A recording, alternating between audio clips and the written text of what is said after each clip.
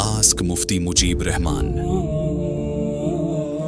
बिस्मिल्लाहिर्रहमानिर्रहीम अल्हम्दुलिल्लाहि रब्बिल आलमीन वल आक़िबतु लिल मुत्तक़ीन।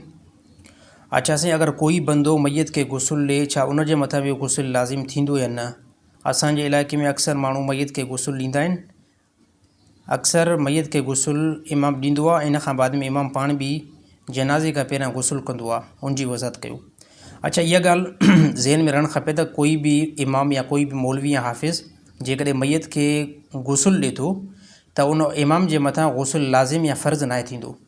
हा, एतिरो आहे मुस्तहब अमल आहे त तव्हां मैयत खे गुस्ल ॾियण खां बाद में गुस्ल कयो, इहो बहितर आहे। बाक़ी मैयत खे गुस्ल ॾियण खां बाद में गुस्ल खे लाज़िम सम्झणु या ज़रूरी सम्झणु इहो ग़लति अमल आहे। बाक़ी कपिड़ा गुस्ल ॾींदड़ इमाम मैयत के इन खां बाद में कपिड़ा भी बाज़ औक़ात चेंज कया वेंदा आहिनि। हा, उन सूरत में जेकॾहिं अगरि कपिड़नि ते पलीती लॻी आहे या पलीती या कुझु छंडा या असरात महसूसु थिए थो त उन सूरत में कपिड़ा जेको इमाम मटाए सघे थो। पर जेकॾहिं अगरि इमाम खे पूरी तस्दीक आहे त मां मैयत खे जेको गुस्ल ॾिनो आहे त इन में कंहिं क़िस्म जो कोई बि कपिड़नि ते पलीती नाहे लॻी या कंहिं क़िस्म जो कोई बि पलीती या असरात मौजूदु न आहिनि, त उन ई कपिड़नि सां इमाम जनाज़ो भी पढ़ाए सघे थो ऐं नमाज़ भी पढ़ाए सघे थो। छाजे करे त कपिड़ा उन टाइम पलीत थींदा जॾहिं पलीती लॻे ऐं तव्हांखे ख़बर पवे पलीती पवे। पर जेकॾहिं कंहिं क़िस्म जी कोई बि पलीती नाहे लॻी त कपिड़ा दुरुस्त ई आहिनि। बाक़ी इमाम मैयत खे गुस्ल ॾियण खां बाद में इमाम जे मथां गुस्ल लाज़िम नाहे थींदो। मुस्तहब अमल आहे, बहितर आहे त इमाम जेको आहे जंहिं मैयत खे गुस्ल ॾिनो आहे त उहो पाण गुस्ल करे, मुस्तहब आहे। ज़रूरी ऐं फ़र्ज़ कोई बि इमाम इन खे न सम्झे। साईं, ॾाढ़ी कटियल इमाम जे पोयां नमाज़ पढ़ण जो छा हुकुम आहे? छा ॾाढ़ी कटियल इमाम जे पोयां अगरि असां नमाज़ पढ़ीसीं त असांजी नमाज़ थी वेंदी या न थी वेंदी? अच्छा, ॾाढ़ी कटियल जे पोयां जेकॾहिं अगरि तव्हां नमाज़ पढ़ी आहे त मजबूरी में नमाज़ जेका थी वेंदी। बाक़ी ॾाढ़ी कटण वारो फ़ासिक़ बंदो आहे ऐं फ़ासिक़ जे पोयां नमाज़ जेकी आहे न पढ़ी वेंदी। हा, उन बंदे जे पोयां नमाज़ पढ़ण जी कोशिशि कयो जंहिंजी ॾाढ़ी सुनत जे मुताबिक़ आहे ऐं तमामु उन जा अफ़आल सुनत जे मुताबिक़ आहिनि ऐं नेक साले ऐं इख़लाक़ वारो बंदो आहे, इख़लाक़ वारो इमाम आहे, उन जे पोयां नमाज़ पढ़ण जी कोशिशि कयो। बाक़ी ॾाढ़ी कटण वारो फ़ासिक़ आहे ऐं अहिड़ी तरह तमामु उलमा जे नज़दीक उन जे पोयां नमाज़ पढ़णु मकरूह तहरीमी आहे। हा, बाक़ी नमाज़ जो इयादो कंहिं क़िस्म जो कोई न कयो वेंदो, यानी नमाज़ खे मोटायो न वेंदो, नमाज़ तव्हांजी थी वेंदी। पर अॻिली जेकियूं नमाज़ूं आहिनि उहा ॿिए के इमाम नेक जे पोयां पढ़ण जी कोशिशि कयो। साईं, काफ़ी आमिल गारंटी ॾींदा आहिनि त असां तव्हांजो ठहियलु रिश्तो बि ड्राए सघूं था ऐं ड्रायल रिश्तो बि ठाहे सघूं था। इन जी वज़ाहत कयो त इहे केतिरे ताईं सचा आहिनि। अच्छा, आमिल जेके आहिनि जेके अक्सर यानी अहिड़ा कमु कंदा आहिनि जेके तव्हां असांखे औरत जो फ़ोटू ॾियो, उन ते असां पढ़ाई कंदासीं ऐं अहिड़ी तरह जिते रिश्तो तव्हांजो नथो थिए उते असां तव्हांजो गारंटी सां रिश्तो कराईंदासीं, या जेको तव्हांजो रिश्तो सेट थियल आहे उनखे ड्राए करे तव्हांजो रिश्तो असां अटैच कराईंदासीं। हे हिकु नंबर जा बिशनी ऐं ठग आहिनि। ॾिसो, कम से कम इहा ॻाल्हि त सम्झण जी बंदो कोशिशि करे न, जो हिकिड़ो बंदो चवे थो त मां जाइज़ कमु बि कंदो आहियां, नाजाइज़ बि कमु कंदो आहियां। हे अक्सर आमिल जेके आहिनि न, यानी मां सभिनी जी ॻाल्हि नथो कयां पर इन में अक्सर अहिड़ा आमिल आहिनि जेके चवंदा असां नाजाइज़ बि कमु कंदासीं, जाइज़ कमु बि कंदासीं।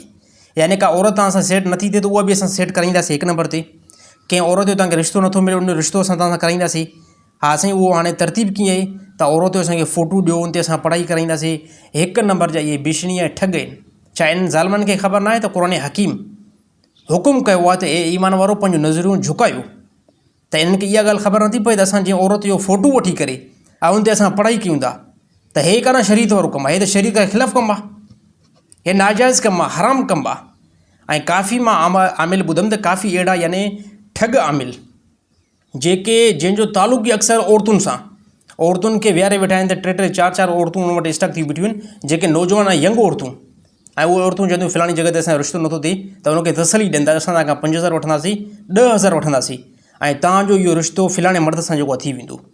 मां चवां थो हे हराम जेको नाजाइज़ अमल तव्हां किथां सबूत कयो था? इन जो असांखे इस्लाम जी पूरी हिस्ट्री जे अंदरि, इस्लाम जी पूरी तालीमात जे अंदरि किथे बि इहो सबक़ु न मिलियो आहे त हिकिड़ी औरत जो यानी किथे रिश्तो नथो थिए उनजो रिश्तो तव्हां करायो ज़रूरी।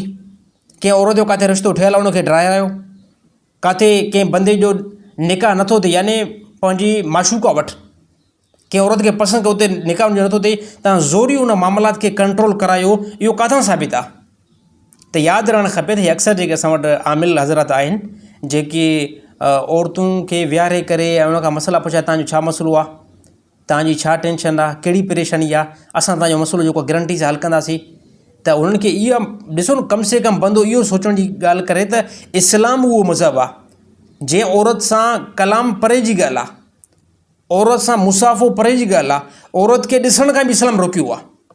ऐं काफ़ी मां तव्हांखे यानी अलाए केतिरा आमिल ॾेखारे सघां थो जेके औरतुनि खे विहारे करे ऐं औरतुनि सां गपशप लॻी पई आहे त तव्हांजो छा मसइलो आहे, असां तव्हांजा मसइला जेको हल कंदासीं, तव्हांजो फलाणे जॻह ते रिश्तो नथो थिए, तव्हांजो रिश्तो असां करे छॾींदासीं, असांखे 10,000 रुपया ॾियो, असांखे 15,000 रुपया ॾियो।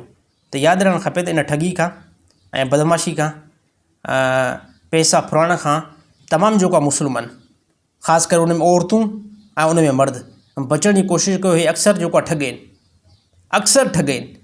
जेको आमिल इहा ॻाल्हि करे त मां जाइज़ कम बि कंदो आहियां ऐं नाजाइज़ बि कमु कंदो आहियां, त इन मां तमामु मुस्लमान सम्झी सघनि था त केतिरे क़िस्म जो ठग ऐं बिशनी बंदो आहे। यानी जाइज़ कमु बि कंदो, नाजाइज़, यानी नाजाइज़ जेकॾहिं क़ुर खां ख़िलाफ़ु आहे त भले ख़िलाफ़ु आहे, कोई बि उनजे अंदरि टेंशन न आहे। जेकॾहिं नाजाइज़ आहे त भले उन कम खे बि मां कंदो आहियां। त हिकु नेक ऐं मुतक़ी ऐं मुख़लिस मुस्लमान सम्झी सघे थो इहो केतिरो बंदो 2 नंबर आहे। त अक्सर जेके आमिल, मां सभिनी आमिलनि जी ॻाल्हि नथो कयां, काफ़ी अहिड़ा आहिनि जेके पढ़ाई कंहिंजे मथां कनि था, उनजे मथां काफ़ी असर बि थिए थो, पर मां ख़ासि आमिल उन आमिलनि जे बारे में चवंदो जेके अक्सर जेको आहे रिश्ता ठाहिण जे पोयां हूंदा आहिनि। हे रिश्ता ठाहींदा न, बल्कि हे रिश्ता बिगाड़ींदा आहिनि ज़ालिम। हे 2 नंबरी अक्सर धोखेबाज़ी कंदा आहिनि ऐं जंहिं आवाम खे बेवकूफ़ बनायो इन बेस ते त असां पढ़ाई कंदासीं तव्हांजो फलाणी जॻह ते रिश्तो थींदो, काफ़ी टाइम खां तव्हांजो रिश्तो नथो थिए, असां पढ़ाई कंदासीं असांजो रिश्तो जेको आहे थी वेंदो, असां फलाणा जेको आहे कमु करणा पवंदा, फलाणी शइ वठणी पवंदी, असांखे फ़िलहालु जेको आहे 5,000 ॾियो, सुभाणे 10,000 ॾियो। त मां तमामु मुस्लमान खे ॿुधाइणु चाहियां थो त अहिड़े बिशनी ऐं ठगनि खां बचण जी कोशिशि कयो।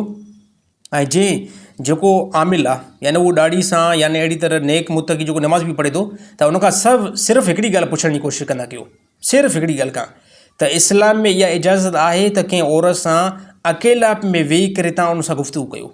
सिर्फ़ु इन खां इहो पुछा कयो, सिर्फ़ु इन खां इहा पुछा कयो त छा क़ुर हकीम में इहा शइ, इन शइ जो अल्लाह ताला हुकुम न ॾिनो आहे त ईमान वारो जॾहिं बि तव्हांजा औरतूं हुजनि त पंहिंजी नज़र खे झुकायो। छा इहो क़ुर में हुकुम न आहे?